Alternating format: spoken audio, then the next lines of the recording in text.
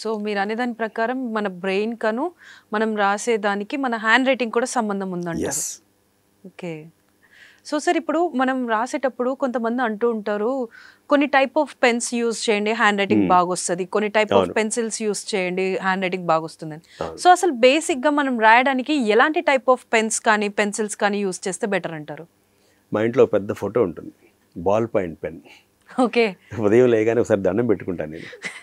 ఎందుకు సరదాగా చెప్తున్నాను, ఎందుకంటే ఆ బాల్ పాయింట్ పెన్ వచ్చినప్పటి నుంచి హ్యాండ్ రైటింగ్ పాడైపోయి నాలాంటి వాళ్ళకి బిజినెస్ బాగా డెవలప్ అవుతుంది. అదేంటి సార్, బాల్ పాయింట్ పెన్ తోటి రాస్తున్నప్పుడే అందులో ఉన్న బాల్ ఏదైతే ఉందో తిరిగినప్పుడు ఇంక్ అనేది సమపాలంలో వచ్చి మనం బాగా రాస్తాము అని కూడా చెప్తుంటారు కదా. స్పీడ్గా రాస్తాం అనుకుంటాం కదా, ఆ బాల్ విపరీతంగా రొటేట్ అవుతూ ఉంటుంది. ఆ బాల్ వెనక నుంచి ఇంక్ తీసుకుని మళ్ళీ పేపర్ మీద పెట్టాలి. అది అసలు ఎంత రొటేట్ అవుతుందంటే విపరీతంగా రొటేట్ అవుతూ ఉంటుంది ఆ బాల్. అందుకని మీరు రాసే స్ట్రోక్కి మీకు అసలు దాని మీద పట్టు ఉండదు. ఆ పట్టు రావాలంటే నేను ఒక అద్భుతమైన పెన్ చెప్తాను, దాని పేరు ఫౌంటైన్ పెన్. ఎవరైతే ఫౌంటైన్ పెన్తో రాస్తారో వాళ్ళకి అద్భుతమైన హ్యాండ్ రైటింగ్ వస్తుంది. దయచేసి ఒక 30-40 రూపాయల్లోనే అద్భుతమైన ఫౌంటైన్ పెన్స్ దొరుకుతున్నాయి. ఇది కొంచెం ఎక్స్పెన్సివ్ అనుకోండి. వాడితే హ్యాండ్ రైటింగ్ అమోఘంగా డెవలప్ అవుతుంది. ఎట్టి పరిస్థితుల్లో బిగినింగ్లో 6-7 తరగతుల పైన పడ్డ ప్రతి పిల్లలకి, ఎందుకంటే దానికంటే కింద పెన్సిలే వాడతారు, అప్పుడు వాళ్ళు ఫౌంటైన్ పెన్ వాడకూడదు. 8-9 సంవత్సరాల పైన పడిన పిల్లలు చాలా దేశాల్లో ప్రతి యువకుడు 1 సంవత్సరం మిలిటరీలో పనిచేయాలని రూల్ ఉంటుంది, చాలా దేశాల్లో ఉంటుంది. అలాగే నేనేమంటానంటే కనీసం 1 సంవత్సరం అయినా పిల్లలకి ఇంక్ పెన్తో ఖచ్చితంగా రాయించాలని స్కూళ్ళల్లో నియమాలు పెడితే ఒక 30-40% హ్యాండ్ రైటింగ్ ప్రాబ్లం ఎరాడికేట్ చేయొచ్చు మనం అక్కడి నుంచే, ఒక్క ఇన్స్ట్రుమెంట్ వల్లే. అంటే ఈ ఇన్స్ట్రుమెంట్కి అంత పవర్ ఉంది. అండ్ బాల్ పాయింట్ పెన్కి నేను అగనిస్ట్ కాదు. Ball point pen is beautiful, perfect, బాగా రాస్తున్నాయి. ఇప్పుడు 0.3 దగ్గర నుంచి 0.5, 0.7 మంచి 0.1 అండ్ 1 mm పెన్స్ కూడా ఉన్నాయి. కానీ ఇంక్ పెన్తో రాయడం మొదలుపెట్టిన తర్వాత స్ట్రోక్కి మైండ్కి కనెక్షన్ పెరిగి ఆ లెటర్ ఏం రాస్తున్నాం, ఎక్కడికి వెళ్తుందనే గ్రిప్ వచ్చిన తర్వాత అక్షరం యొక్క ఆకారాన్ని మనం ఆస్వాదించవచ్చు, దాన్ని మనం బ్రెయిన్లో రికార్డ్ చేసి పెట్టేయచ్చు. ఒక్కసారి ఆ అక్షరం యొక్క షేప్ రికార్డ్ అయితే మీరు తర్వాత పెన్సిల్తో రాయండి, జెల్ పెన్తో రాయండి, బాల్ పెన్తో రాయండి, no problem. So basic fountain pen, దాని తర్వాత ball point pen, gel pen, roller ball pen. Okay.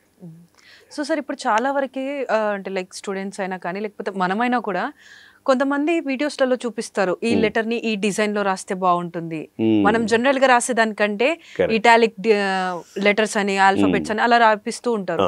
So ఈ లెటర్స్ ఇలా రాయడం వల్ల మన హ్యాండ్ రైటింగ్ అనేది నిజంగానే ఇంప్రూవ్ అవుతుందంటారా?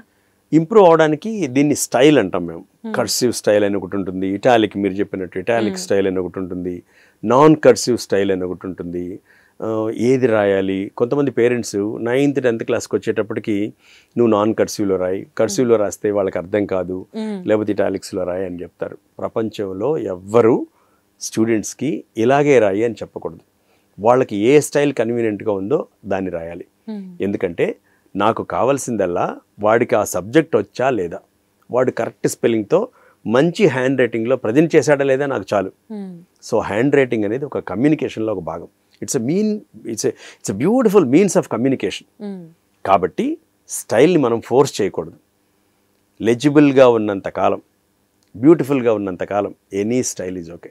ఒక్క ఇటాలిక్లో చూడడానికి కంటికి చాలా ఇంపుగా ఉంటుంది, కానీ దానివల్ల కొంచెం చేతికి స్ట్రెయిన్ ఎక్కువ అవుతుంది ఇటాలిక్లో రాస్తే, అలాగే స్పీడ్ తగ్గుతుంది. కానీ మీరు చూడండి, ఒక థాట్ ప్రాసెస్ ఉంది నాకు, ఒక పెద్ద సబ్జెక్ట్ మీద ఐడియా ఉంది, అనాలిసిస్ బాగా ఉంది, ఒక 10 పేజీలు రాయాలని ఎకనామిక్స్ లాంటి సబ్జెక్ట్స్లో ఒక 10 పేజీలు రాయాలని నేను కూర్చున్నప్పుడు చాలా కుదురుగా రాయాలి, చాలా ఆర్టిస్టిక్గా రాయాలి అంటే నా థాట్ ప్రాసెస్ బ్రేక్ అయిపోతుంది. అప్పుడు వాళ్ళని వదిలేయాలి. లెజిబుల్గా ఉండాలని చెప్పాలి, క్లియర్గా ఉండాలని చెప్పాలి, ఫ్లో వచ్చేలాగా వాళ్ళు ఎంత బాగా కన్వీనియంట్గా ప్రజెంట్ చేయగలుగుతారో పెద్దవాళ్ళుగా స్పేసింగ్ చూసుకో, లెజిబిలిటీ చూసుకో అని మాత్రమే చెప్పాలి తప్ప ఈ స్టైల్లోనే రాయాలని ఎప్పుడు ఫోర్స్ చేయకూడదు. ఓకే. సో సార్ అంటే లైక్ నాకు వచ్చిన డౌట్ ఏంటి అని అంటే మోస్ట్ ఆఫ్ ద టైమ్స్ ఇప్పుడున్న మన జనరేషన్లో కానీ చాలా వరకు కూడా హ్యాండ్ రైటింగ్ ఎవరు పట్టించుకుంటారులే, మనం ఆన్సర్ కరెక్ట్ రాస్తే బాగుంటుంది, ఆన్సర్ కరెక్ట్ ఆన్సర్ ఇచ్చేస్తే అయిపోతుందిలే అనుకుని చాలా మంది ఉంటారు. కానీ మీరు నేను విన్నదాని ప్రకారం పాస్ట్ 30 years నుంచి ఈ హ్యాండ్ రైటింగ్ పైన మీరు ఫోకస్ చేస్తూ ఓ అకాడమీనే రన్ చేస్తున్నారు. సో మీకు ఈ ఐడియా ఎందుకు వచ్చింది అసలు? సైన్ ఇఫ్ ఐ కాంట్ అని రాసింది ఒక అమ్మాయి, ఎంఏ ప్రీవియస్ చదువుతుంది అమ్మాయి, అంటే గ్రాడ్యుయేషన్ అండర్ గ్రాడ్యుయేషన్ అయిపోయాక ఎంఏ చదువు సైన్ ఇఫ్ ఐ కాంట్ అని ఉంటే ఆన్సర్లో ఎక్కడ ఇలాంటిది నాకు పదం ఏం కనపడలేదు. ఏంటమ్మా ఇది అని అడిగితే సార్ సిగ్నిఫికెంట్ అని రాశాను అంది అమ్మాయి. సిగ్నిఫికెంట్ అనే పదం మధ్యలో వచ్చిన అన్వాంటెడ్ గ్యాప్స్ వల్ల SIGN తర్వాత చిన్న గ్యాప్ వచ్చింది, IF తర్వాత గ్యాప్ వచ్చింది. అఫ్ కోర్స్ అన్ని సందర్భాల్లో ఇలా కాదు, లెస్ దెన్ 1% అవుతుంది. కానీ ఆ అమ్మాయి దురదృష్టం, అది చూసిన నా దురదృష్టం, ఆ కోఇన్సిడెన్స్. ఇలాంటివి చూసిన తర్వాత నాకేమనిపించిందంటే అరే ఇంత బాగా చదువుతున్నారు కదా పిల్లలు, అండ్ ఆ అమ్మాయికి వచ్చిన ఇంగ్లీష్లో నాకు ఒక 5% కూడా రాదు. అంత అద్భుతమైన English, A fantastic vocabulary and terrific drafting skills and extraordinary syntax అంటాం మనం దాన్ని, ఆ గ్రామటికల్ స్ట్రక్చర్ అంత బాగుంది. కానీ ప్రజెంటేషన్ ఆల్మోస్ట్ 0.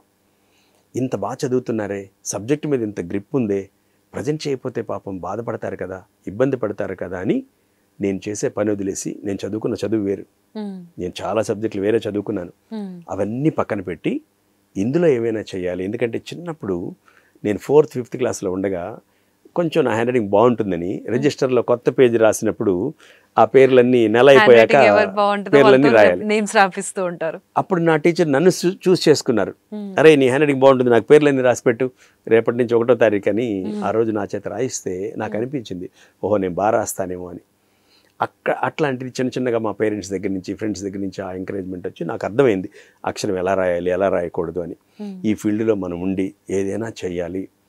సగటు విద్యార్థికి 10 నెలలు కష్టపడి చదువుకున్న తర్వాత, ఎన్నో సాక్రిఫైస్ చేసిన తర్వాత, పేరెంట్స్ ఇంత ఎక్స్పెండిచర్ మామూలు విషయం కాదు ఈ రోజుల్లో చదివించడం అంటే.